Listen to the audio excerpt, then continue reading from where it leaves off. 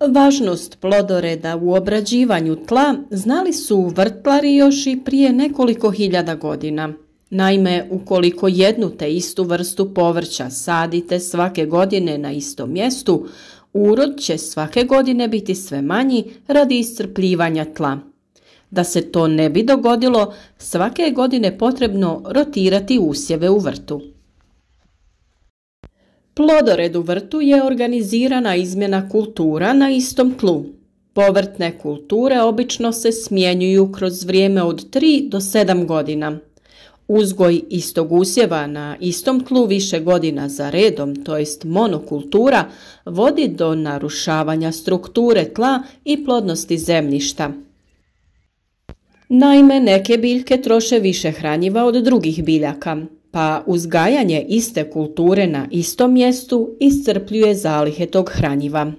Tokom rasta biljke luče aktivne tvari, fitoncide, koji također dovode do umora tla. Usjev s vremenom se smanjuje, a kvaliteta uzgojene biljke opada. Biljke iz iste obitelji ne bi smjele ponovno se saditi na isto mjesto barem 3 godine, i radi bolesti i radi nametnika. To razdoblje je uglavnom dovoljno da štetnici i uzročnici bolesti koji ostaju u tlu više ne budu opasnost za tu vrstu. Za plodored trebamo poznavati obitelj, porodicu biljaka, jer ako smo jedne godine sadili luk, izmjena kulture iduće godine ne može biti bijeli luk ili poriluk. Oba su iz iste obitelji i napadaju ih isti štetnici i nametnici.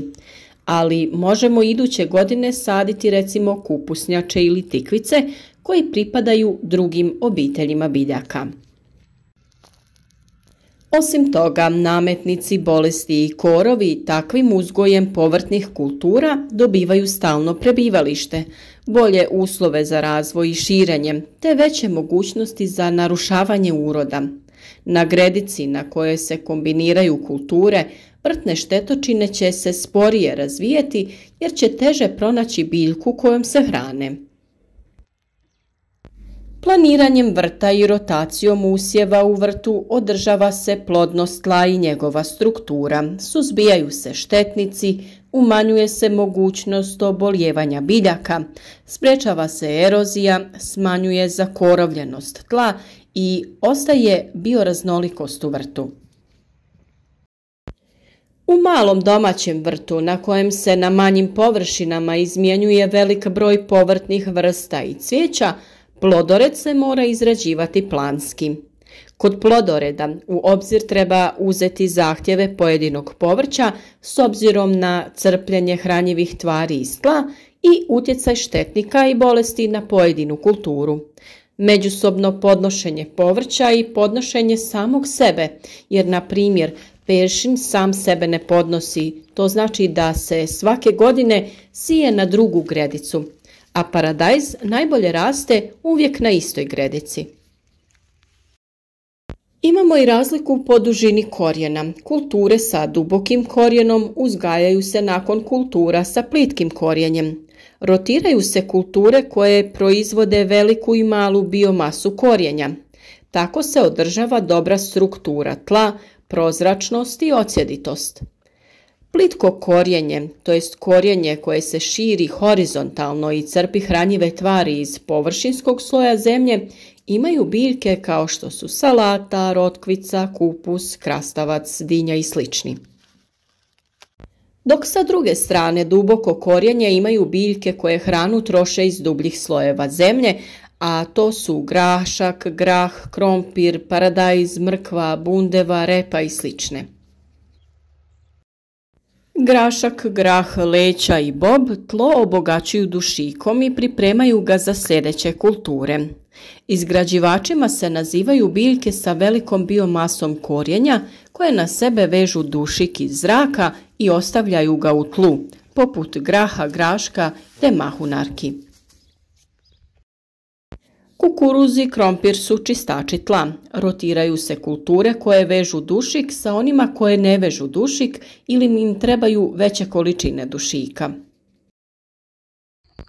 Zakorovljenost se smanjuje izmjenom lisnatih i korijenastih biljaka te žitarica, ali i smjenjivanjem proljetnih i jesenskih povrtnih kultura. Osjetljive biljke uzgajaju se nakon kultura koje sprječavaju razvoj korova. Tlo na kojem sijete ili sadite biljke trebalo bi biti pod zelenim pokrivačem kad god je to moguće. Obavljaju se sjetve i zelena gnojidba. Time se sprječava zakorovljenost i ispiranje humusa. Tlo se također može malčirati i tretira se kompostom organskim gnojivom, na primjer gnojivom od koprive ili od kore banane, glistincem i sličnim gnojivima. Povrtne kulture obično se svrstavaju u 3 skupine prema količini hranjivih tvari koje zahtijevaju, a to su zahtjevne, gdje ubrajamo kelj, paradajz, poriluk, cvjetaču, brokulu, krastavac, krompir, bundeve, tikvice, celer i rotkvice. Tu su i srednje zahtjevne, poput mrkve, luka, bijelog luka, cikle, špinata, lubenice, paprike, korabe, salate, dinje i slatkog kukuruza i one slabo zahtjevne biljne kulture poput graha, graška, matovilca, većina začinskih biljaka koje možete pronaći na popisu začinskog bilja. Prije sadnje ili sijanja zahtjevnog povrća, gredice se preporučuje pognojiti stajskim gnojivom ili kompostom. Srednje zahtjevno povrće preferira kompost, a slabo zahtjevnom je potrebno veoma malo hranjiva. Praktična strana ovakvog pristupa jeste podjela povrtnjaka na 4 ili 5 dijelova.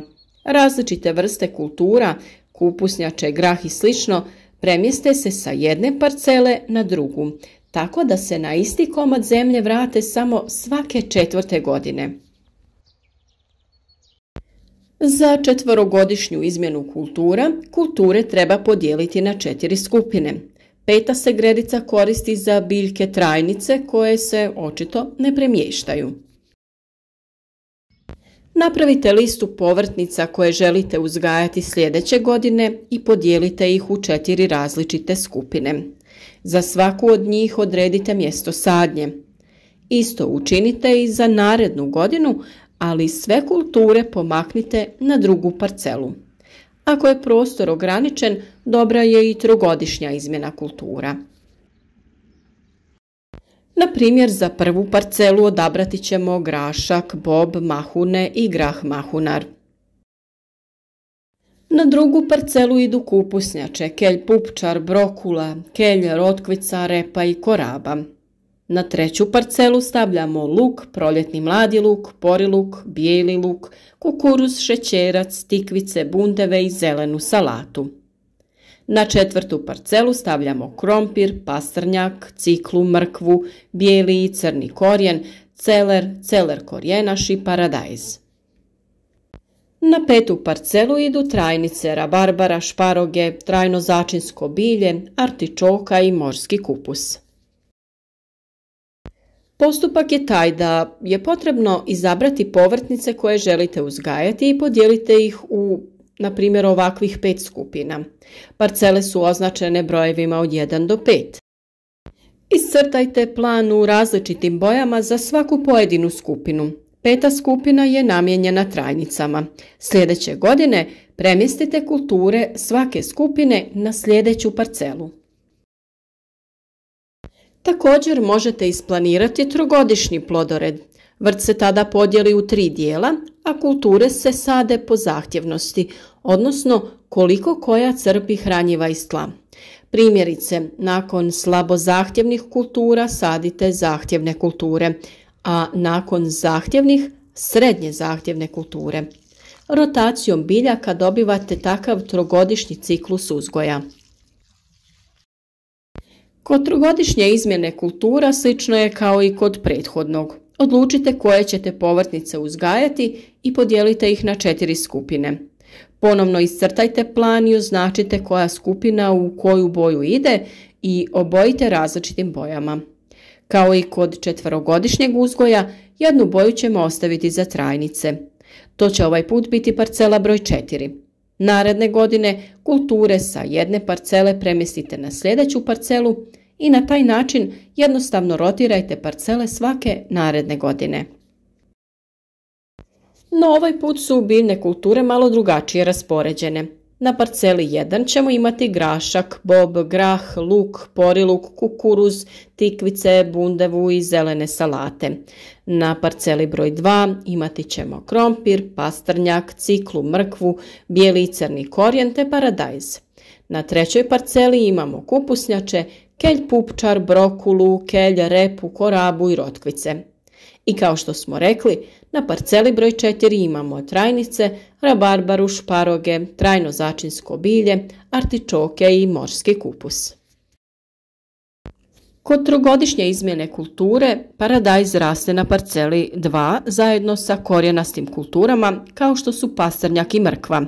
Kod izmjene kultura, rabarbara se sadi na gredicu za trajnice i može ostati na istom mjestu do 25 godina.